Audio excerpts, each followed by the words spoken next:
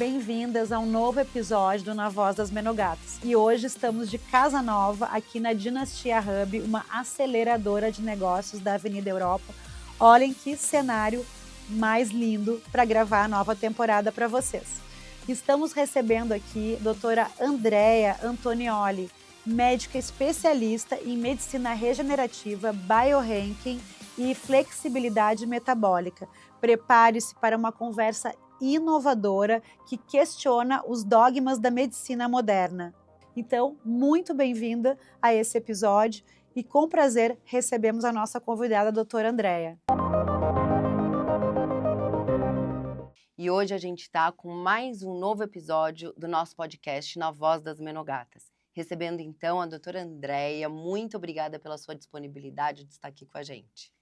Eu que agradeço, uma honra para mim. Bem-vinda, doutora Andrea.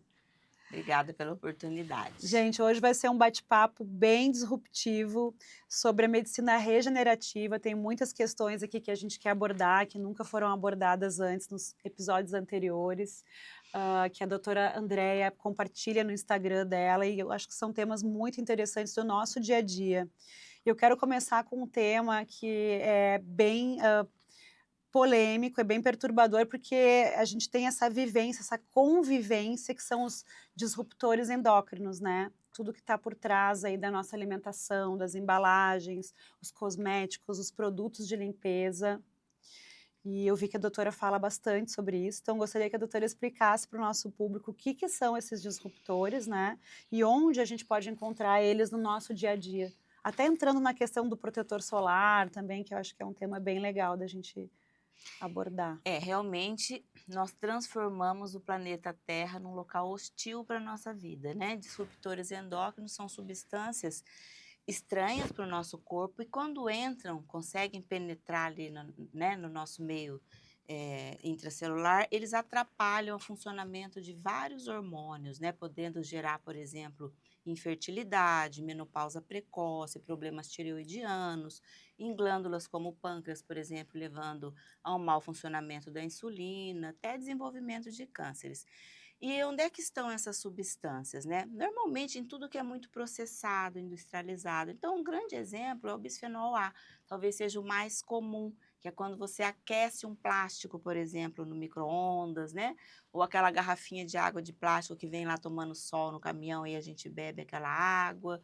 Aí a gente também tem os fitalatos, nós temos os agrotóxicos. Então, são muitas substâncias presentes hoje no nosso meio, no nosso dia a dia. O nosso solo também está muito contaminado. Metais pesados podem funcionar como disruptores endócrinos. Por exemplo, o iodo, para entrar na tireoide, fazer o hormônio tireoidiano, ele tem um transportador, chama-se importer. Só que esse transportador não é seletivo do iodo, ele também transporta bromo, ele também transporta cloro, flúor. Então, quando a gente usa, né, uma água muito clorada ou muito flúor na pasta de dente, nos enxaguantes, o nosso corpo fica contaminado com aquilo, o iodo não consegue entrar na tireoide, não faz hormônio tireoidiano. Então, é assim que acontece com os disruptores endócrinos. Você me perguntou dos protetores solares, né? A maioria deles tem, sim, substâncias que funcionam como disruptores endócrinos, mas a gente pode fazer opção pelos protetores solares físicos, né? Que são os minerais. Então, procurar ali no rótulo protetores minerais, né? Livres de parabenos, né? De todos aqueles que a gente falou que seria uma boa opção, já que sem muito estresse, eu acho interessante eu tenho uma filha dermatologista, então se eu falar mal do protetor solar aqui não vai dar bom. Mas assim, a gente gosta de proteger pelo menos o rosto, as mãos, para evitar as manchas, né, o envelhecimento. A gente sabe que o excesso de sol é ruim, sim. Então, procurar esses protetores físicos. Que podem ser produtos orgânicos, veganos, Exatamente. mais ou menos procurar essa linha de cosmético. Na verdade, assim... Acho que aqui a gente não é patrocinado por ninguém, a gente não está em congresso. Se você quiser falar a marca prática, tipo SkinCeuticals, tem um mineral. Não sei te dizer nenhuma marca agora, porque eu sou Olha dependente aí da minha filha dermática para me prescrever essas coisas. Então eu posso. A SkinCeuticals tem um que é 100% mineral. Ele não tem nada químico. Então, procurar isso. Na verdade, não tem nada a ver com vegano. Às vezes as pessoas confundem um pouco. Vegano é que não tem nada de origem origem animal. animal, Sim, né? Mas pode ter algum contaminante. Então, é sim. realmente procurar livre dos contaminantes. Isso que a gente falou: parabenos, bisfenol, filtratos, né? Enfim, procurar lá os minerais. Normalmente eles são dióxido de zinco, por exemplo, esse mineral. Tipo pomada de criança. Isso. Aí só para fechar esse tema dos disruptores, então certamente essa convivência de coisas contaminadas com solo, com embalagens, isso possivelmente é um dos fatores para antecipar a menstruação das meninas, antecipar a menopausa das mulheres. Com Isso certeza absoluta, né? A gente estava porque batendo um tudo papinho aqui um mudou, né, pouco na verdade. antes. Essa cronologia mudou um pouco, né? Exatamente. A gente estava batendo um papinho aqui um pouco antes, falando de medicina regenerativa, célula-tronco, né? Eu falei, bom, mas antes da célula-tronco, a medicina regenerativa tem que se preocupar com o terreno biológico, que a gente chama com o meio interno, né? E aí você é ginecologista, você deve estar vivendo aí um boom de falência ovariana prematura, né? De infertilidade, enfim, todas essas questões têm várias causas, na verdade, mas uma delas, sem dúvida nenhuma, é esse nosso ambiente extremamente contaminado, que atrapalha ali a ação dos nossos hormônios. Sim, perfeito. Mas tem saída. Tem. E essa é a próxima pergunta. Então explica um pouco pra gente as saídas, as opções. Na verdade, é procurar alimentos orgânicos, comer comida de verdade, evitar tudo que é industrializado, processado. Então, eu brinco com os meus pacientes, o que é comida de verdade? É o que a natureza nos deu, né? Então, eu brinco assim, você vai comer, você pergunta assim, esse negócio estava pendurado na árvore, estava enterrado no chão? Não estava, então foi Não, processado. e você sabe, André, eu falo exatamente isso. Eu falo assim, vocês vão comer o que Deus criou. Deus criou. Ah, doutora, mas peraí, Deus criou a capacidade do homem de fazer, sei lá, chocolate. E é cacau. Eu falei, não, isso não tá valendo. É produto in natura que é o que vale, gente. Então, é isso mesmo. Esses dias eu escutei uma pessoa falando que eu achei lindo. A gente tem que comer o que nasce, o que tem vida, né? Então, Vivos. alimentos vivos, animais, né, as plantas, enfim, tudo que é processado, eu costumo brincar assim, você nunca viu um pãozinho pendurado na árvore, nem uma lata de whey, por exemplo, Exato. Eu já refrigerante. ia falar do whey, na verdade, essa minha paciente foi pra falar, porque aí tentando explicar, né? Porque ficou muito apelativo hoje, né, André? Essa de todas as pessoas suplementarem. E aí gente, o whey é uma proteína. Se você comer o ovo, se você comer a carne, se você fizer uma dieta balanceada, você não precisa dessa suplementação específica e cada caso é um caso. Não é uma receita de bolo, que é uma coisa técnica para todo mundo, né? Exatamente. Meus alunos brincam, falam, eu sei que você é contra o whey. Não é que eu sou contra o whey. Eu prefiro comida de verdade, Lógico. mas existem algumas Algumas situações que a pessoa não consegue. pessoas muito idosas, sarcopênicas, que têm Sim. dificuldade com mastigação, veganos, né? Então, algumas situações a gente precisa suplementar uma proteína, mas eu prefiro comida de verdade, porque também. aquele whey, ele tá dentro de uma lata de alumínio, ele tem um adoçante ali, Sim, corante, ele tem conservante, ele fica 6 meses dentro de uma acidulante. lata, né? Como? Às vezes elas falam assim, não, mas o suco tal é 100% natural. Falo, gente, compra a fruta, deixa em casa, compra o suco. A fruta vai estragar. Se o suco não Sim. estraga, é porque com certeza ele está adicionado de alguma coisa. E mesmo o suco da fruta natural, aquele que você bateu na hora na sua casa, não é bem-vindo, porque essa fruta foi processada. Quando você tira a fibra da fruta, isso aumenta demais a insulina. A pediatria, inclusive, está orientando que não dê suco nem para as crianças. Amém, Jesus, porque eu fiz um post uma vez falando que o suco de fruta era o álcool das crianças, Sim. porque a frutose causa esteatose hepática, né? E fui assim, nossa, Execrada. quase que eu tive que sair do Instagram por causa disso, né? Mas que bom que a pediatria está com essa recomendação, porque é mesmo suco de fruta feito em casa. Nunca ninguém viu um suco de fruta pendurado na árvore. Verdade. Fruta, né? Exato. Além do que, a gente sabe que o fato, às vezes, de picar um alimento, você já tem perda de nutrientes. Imagina você liquidificar. Não sabia disso, não, André. Sim, fato de picar, o fato de aquecer, de cozinhar, são perdas de congelar, descongelar, tudo. O nosso solo já é pobre hoje. Não sei se você sabe, mas, por exemplo, a quantidade de vitamina C que tinha numa laranja em 1950, Hoje você precisa de 10 laranjas para ter a mesma quantidade de vitamina C. Isso você pode transpor para tudo, para carne, para ovo, porque nosso solo está muito pobre, muito contaminado por metais, né? Então, por isso que se fala hoje tanto em suplementação, é lógico que tem que ser feito tudo com muito critério, Direcionado muito também, individualizado, individualizado. muita responsabilidade, né, caso a caso, mas a gente realmente, se não tomar cuidado, fica com insuficiência de vitamina. E tem uma fala da Organização Mundial de Saúde que eu gosto muito, que ele fala da fome oculta, porque essa insuficiência de vitaminas, minerais ou oligoelementos não é diagnosticada. Não. Sabe quando você vai Nem tem diagnosticar? dinheiro para isso, né? Sabe ainda. quando você vai Populacional. diagnosticar? Nunca. Com a doença, quando o paciente já estiver doente por essas insuficiências. Eu fico impressionada com um conceito que eu nunca aprendi. Eu venho também de escola de medicina tradicional, também, assim, sempre com publicação científica, tenho mestrado. Vitamina C zero. A vontade de ligar, e a pessoa saudável, come super bem. Dá vontade de ligar no laboratório e falar, gente, repete, porque não é possível que essa vitamina C venha zero, indetectável.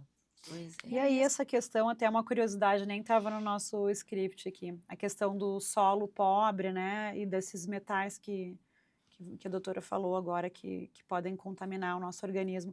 Esses, que não sei se posso chamar, são suplementos, tipo clorofila, espirulina, carvão ativado, isso realmente tem uma ação de limpeza no Sim, organismo? tem, ajuda a limpar? Acho que você quis dizer clorela.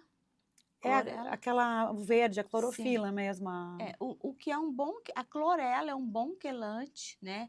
Tem um quelante de alumínio chamado Silanox, que é muito bom também. Você vê aí alumínio, a gente tem uma ideia de que é cancerígeno, né? Mas né? Mas o Silanox, ele quela o alumínio, ele tira do nosso corpo. Então, tem vários quelantes que podem ser usados. Espirulina, carvão ácido ativado. alfa-lipoico, uns mais potentes, outros menos, uns quelam mais metais, outros bem específicos, como esse que eu citei, Silanox, que é específico do alumínio, né? Hoje a gente já tem condições de detectar esses principais as contaminações aí por metais por exames de sangue ou de cabelo, enfim, de urina, a gente consegue detectar. E saliva, e fazer um trabalho bem... apesar que eu acabo fazendo quelante para a maioria dos meus pacientes, porque a gente está contaminado, a gente vive no planeta Terra, você, maior ou menor grau, tem que um metalzinho. Isso é manipulado, doutora? Tem manipulado, tem pronto, você acha pronto, por exemplo, espirulina, clorela... tudo isso você acha nessas casas de suplementos, você já acha pronto ou pode mandar manipular também. E existem os quelantes endovenosos. Então, tem alguns casos mais graves que a gente precisa fazer uma quelação mais potente, né? Entendi. Então, tem vários tipos aí. E sobre a flexibilidade metabólica? Que seria isso na prática mesmo? Olha, isso eu acho um tema, assim, da maior importância. Por quê? A gente vive hoje uma pandemia de diabetes, né? Resistência insulínica, obesidade, sobrepeso, essa coisa toda. E isso foi causado, no meu ponto de vista, por tudo isso que a gente falou aqui, essa modernidade, muito alimento processado, industrializado, e também por um grande equívoco da nutrição do século XX, que é a questão de comer de 3 em 3 horas, né? A gente está sempre ativando a insulina ali. Até então era, né, o Era. recomendado. Recomendado. Há poucos anos atrás. Então, mas aí a gente tem que lembrar da nossa ancestralidade, como é que a gente evoluiu como Homo sapiens, né? A gente fazia como? A gente caçava para comer. Então, a gente levantava em jejum. Ia caçar em jejum. Então, fazia exercício em jejum. Comia, caça. Então, proteínas, gorduras e os vegetais que estavam ali disponíveis, respeitando a sazonalidade. E a gente tinha períodos que não tinha comida, porque tinha neve, Sim. né? Então, a gente passava Starving. privação. Então, a gente fazia uma coisa chamada jejum, né? Uhum. Hoje a gente chama de jejum, mas a gente ficava dias, às vezes, sem comer.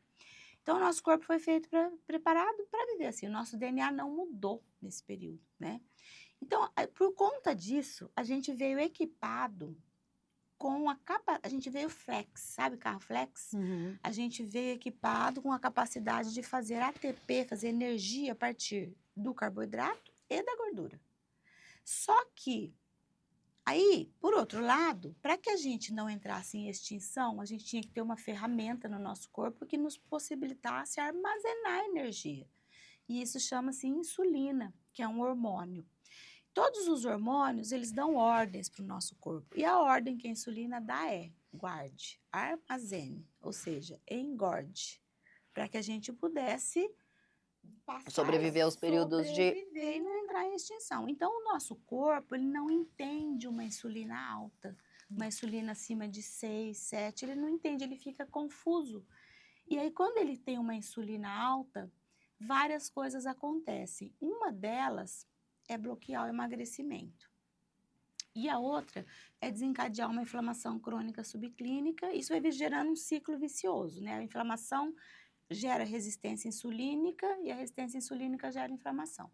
E essa resistência insulínica, o que que é? É um mau funcionamento da insulina, desse hormônio. Você, por exemplo, se você não tem resistência insulínica e você come um brigadeirinho, o seu corpo vai liberar ali, vamos supor, 10 moléculas de insulina, ela põe aquele açúcar dentro da célula e a vida segue. A pessoa que tem resistência insulínica, ela precisa liberar 100 moléculas de insulina para fazer o mesmo trabalho. Então, ela vai precisando de cada vez mais quantidade de insulina, cada vez mais quantidade de insulina. Aí você fica mandando o seu pâncreas, ele produz, até que chega uma hora ele não produz mais e a pessoa vira diabético, tá? Então, a flexibilidade metabólica é isso, é quando você consegue tirar energia do carboidrato e da gordura. Então, como é que eu sei se eu estou em flexibilidade metabólica? Quando eu tenho uma insulina baixa de jejum, em torno de 6, 7 no máximo, mas também uma curva de insulina normal, porque às vezes o paciente tem uma insulina de jejum baixa, mas uma curva de insulina alterada. O que é a curva de insulina? É quando você comeu, você deu o estímulo do carboidrato, aí ela sobe no sangue. Então, vamos ver como é que ela está funcionando com o carboidrato. E o que é uma curva normal? Nenhum ponto da curva pode ser 7 vezes o basal. Então, se o seu basal é 5, você não pode ter nenhum ponto da curva acima de 35. 7 vezes, não 7 mais. E além disso, uma gordura visceral baixa. Nas bioimpedâncias, no DEXA, normalmente vem ali a gordura, o teor de gordura visceral. Então, tem que ser uma gordura visceral no máximo 7, porque a gente sabe que acima disso, essa gordura visceral ela é altamente produtora de citocinas inflamatórias, e essas citocinas inflamatórias, quando elas caem na corrente sanguínea, elas geram esse erro metabólico aí. É uma ativação simples de uma outra. Se você não tiver inflamação, quando o açúcar chega e a insulina na célula, você ativa uma via chamada tirosina quinase. Se você tiver, você ativa a via da serina. Isso tudo é um mecanismo de defesa do nosso corpo, que eu não sei se vale a pena explicar, porque é como bem muito técnico. É técnico. Mas, né? André, agora deu uma bugada aqui na minha cabeça. Deixa eu... Vamos lá, ó. Eu vou falar de mim, tá? Eu sempre tive geneticamente favorável, eu nunca fui uma pessoa que não vive sem esporte, mas eu nasci favorecida com muita massa magra e sempre tive um peso 59 quilos, 1,70 m. Nos meus processos de fertilização e até a minha filha nascer, que eu fui mãe tardia, endometriose, super inflamada, eu tive 30 quilos de ganho, fui totalmente ao contra do que eu explico. E a minha insulina nunca subiu. Então, existe um componente também genético favorável. Fiz tudo. Imagina, eu falei, gente, certeza, 40 anos, 30 quilos.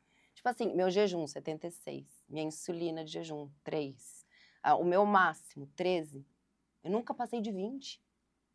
Então, assim, eu vivi um período gigante e eu sempre tive marcadores muito bons. E você emagreceu com facilidade. Uma grande dificuldade. No meu pensamento mágico, 40 dias pós-parto eu ia estar plena. A minha filha tem 8 anos e agora eu consegui com facilitadores. Estou com Monjaro. Mas, assim, eu acho que também deve ter um componente genético protetor de algumas pessoas que não respondem a essa cascata. Não, Ela deve ter alguma proteção bioquímica dela que protege de se expor a essa inflamação. Com certeza existe. Inclusive, eu tenho pacientes assim, mas é a exceção da exceção. Eu tenho 2 pacientes que são mãe e filha. E quando elas vieram para mim, nossa, elas eram aquelas comedoras de doce compulsivas, magérrimas, musculosas, sempre treinaram direitinho e melhoraram muito o estilo de vida Sim. delas, porque precisa, né? Sim, Isso a lógico, longo é prazo. saudável, É. né? E a insulina delas realmente não sobe. Eu tenho um outro paciente, que inclusive é fisioterapeuta, que ele também é bem comedorzinho de doce, a insulina e a curva. Imagina, a minha curva era 76, aí depois, uma hora após, o Você tá falando 75 gramas. Você tá Não, falando tanto de a insulina e quanto a glicose. glicemia, as duas. Porque Tá? Fiz a curva você da pega insulinemia, a glicemia. a glicemia, 76, e aí chegava assim, 92, É que, 75 assim, gramas de glicemia destrozol. é uma que eu não levo em consideração. Porque quando altera a glicemia, é porque você Já tem uma perda da função da sua insulina. Mas né? a minha impressão, eu fiquei muito impressionada quando Agora, eu vivi a isso. insulina é o que a gente leva em consideração. Então, eu sempre peço insulina basal e curva de insulina. Agora, você falou que estava inflamada. Muito, imagina, É grávida. muito difícil você estar Placenta. inflamada sem resistência insulínica. Sabe por quê? Por causa daquilo que eu falei que eu não ia explicar, agora eu vou, para você poder entender. Porque agora, que acontece? imagina, eu estava grávida, que é uma inflamação crônica. Mas a gravidez é um outro tipo de inflamação, né? Aí a gente não leva corpo estranho. não pela gravidez. Quando a gente fala em inflamação crônica subclínica, a gente tem alguns marcadores. A gente tem o fibrinogênio, o PCR, a proteína, a homocisteína, ferritina, o PCR, as transaminases, né? O ácido úrico, ele é um marcador de inflamação e de estresse oxidativo, então, e as próprias interleucinas, 6, TNF-alfa, que você pode pedir. Então, quando a gente fala em inflamação crônica subclínica, a gente tem que dar uma olhadinha nesse todo aí para entender se realmente está inflamado. Quando você tem TNF-alfa e interleucina 6 na corrente sanguínea, o que acontece?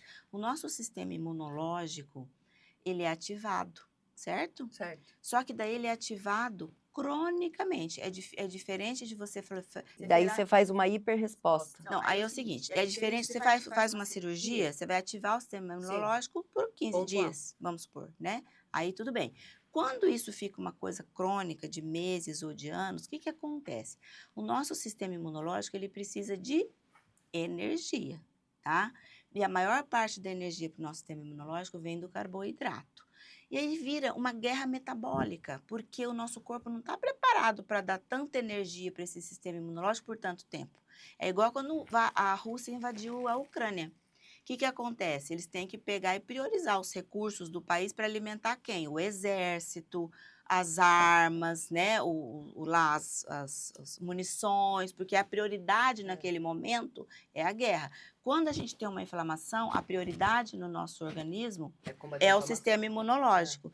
Então, como cria essa guerra metabólica, a gente precisa da energia para o sistema imunológico, mas também precisa para o coração, para o fígado, etc. e tal. O que o nosso corpo entende? Prioridade é o sistema imunológico, só que tem um detalhe.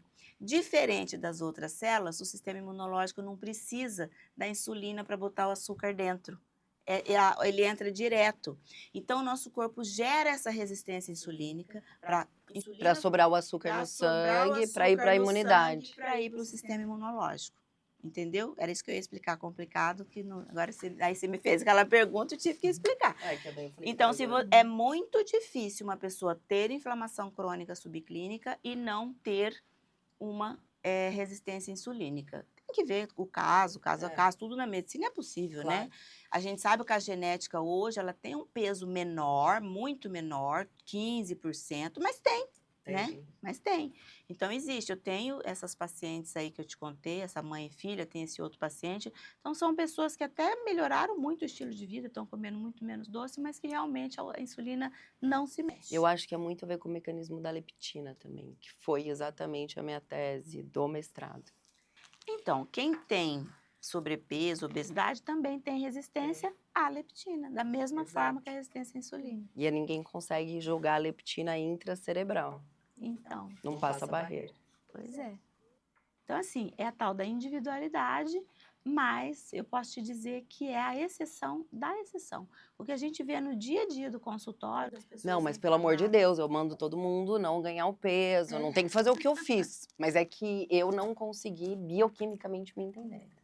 Acontece, né? Agora, entrando num outro tema aqui, que assim, eu acho que tá sendo muito falado ultimamente, nos últimos anos, porque antigamente a gente não sabia exatamente do que se tratava, e agora a palavra e o diagnóstico estão mais acessíveis para todo mundo, que é a questão do lipedema. Então, hoje em dia, assim, especialmente mulheres maduras e às vezes diversos biotipos, mulheres mais magras, são diagnosticadas com lipedema, mas ainda tem um pouco de confusão sobre esse tema. Tem gente que confunde com gordura localizada, tem gente que confunde com celulite. Então, assim, quais são os sinais de alerta? Como a gente pode saber se tem realmente o lipedema? Olha, realmente esse é um tema super atual, né? O lipedema, ele entrou no CID-10, que é o Código Internacional das Doenças, muito recentemente. Eu dei uma palestra sobre lipedema esses dias, e eu não lembro exatamente o ano, mas tipo, faz muito pouco tempo, menos de 10 anos. Ele não era reconhecido como uma doença. E apesar de eu ter já ouvido, inclusive médicos assim conceituados, pessoas que são influenciadores, tal, dizer que lipedema é a mesma coisa do que celulite, não é. Porque o lipedema, ele tem uma fisiopatologia própria que já foi bem identificada assim com estudos histológicos, né? Então o que acontece? Aquela gordura do lipedema, ela é diferente histologicamente, se você botar na lâmina, olhar no microscópio, ela é diferente histologicamente do que o resto da gordura do corpo. E ela tem uma capacidade de gerar inflamação, como a maioria das gorduras do corpo, mas também de produzir um estrogênio local ali. Então, além do estrogênio sistêmico, aquela gordura produz pela aromatase, que tem estrogênio, porque gordura é rica em estrogênio, essa é em aromatase, que é uma enzima que transforma a testosterona em estradiol. Então, ela produz estrogênio, só que ela produz um estrogênio anômalo, porque ele tem a superexpressão de receptores beta, alfa em vez do beta. Então, é um estrogênio desequilibrado. Então, o lipedema é uma doença que tem esse envolvimento hormonal, de inflamação crônica subclínica e também vascular.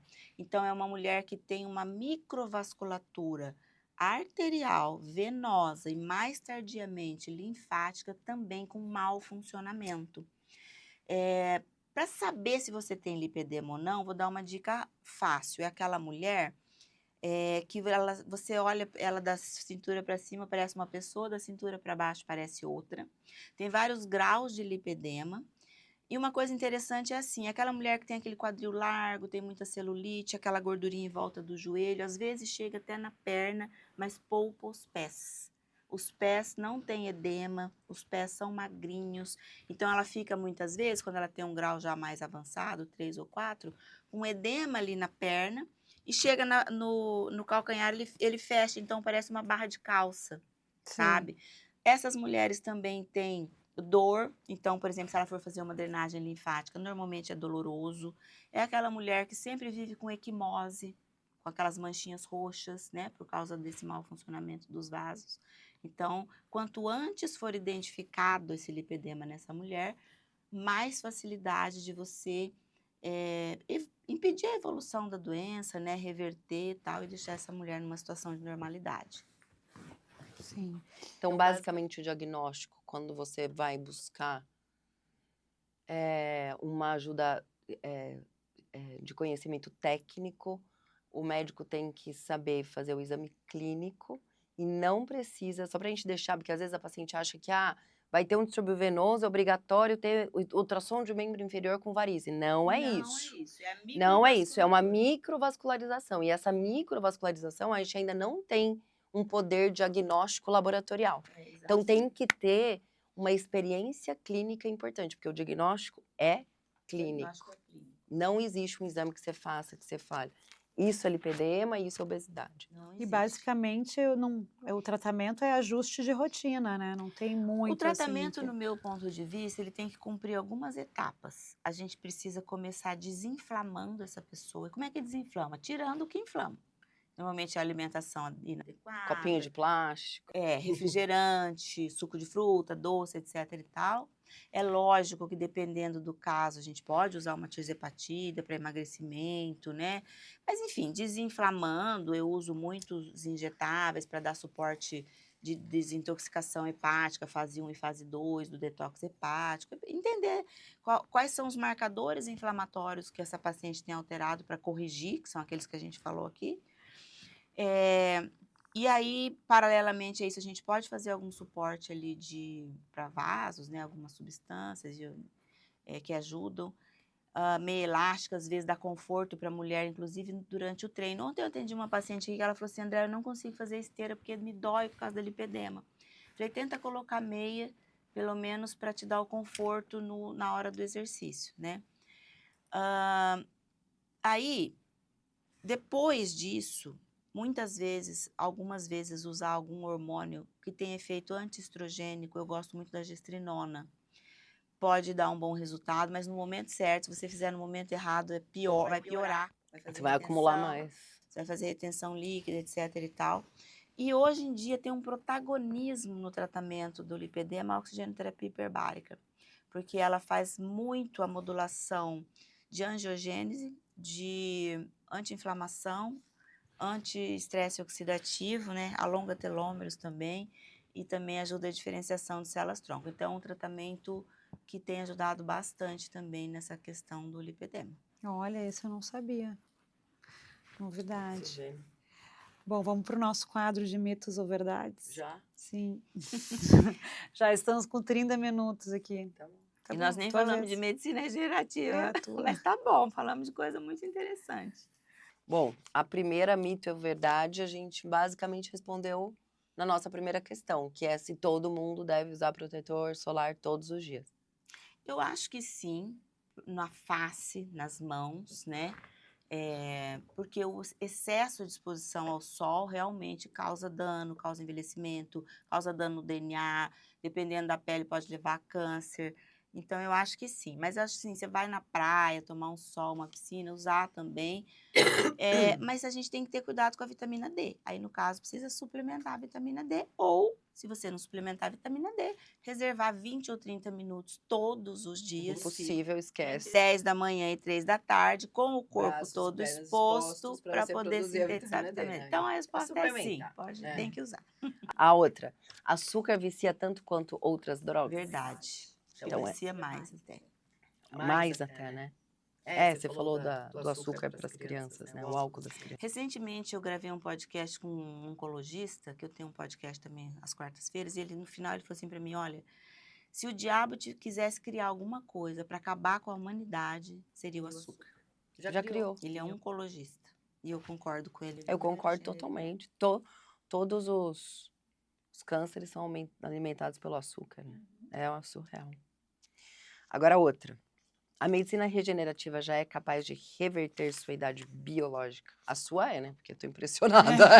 Se for mito, pra ela é verdade. Não, é verdade. É o cartão de visita dela. Não, é verdade, e eu vou pedir licença para dizer o seguinte, eu estou lançando meu livro sexta-feira, o título é Medicina Regenerativa, a Era dos Aniversários Negativos, então quem se interessar por esse assunto, leia que a explicação vai estar toda lá. Ó, colesterol é sempre um vilão? A gente tem que deixar ele sempre baixo, o LDL, né? Mito, ele nunca é um vilão.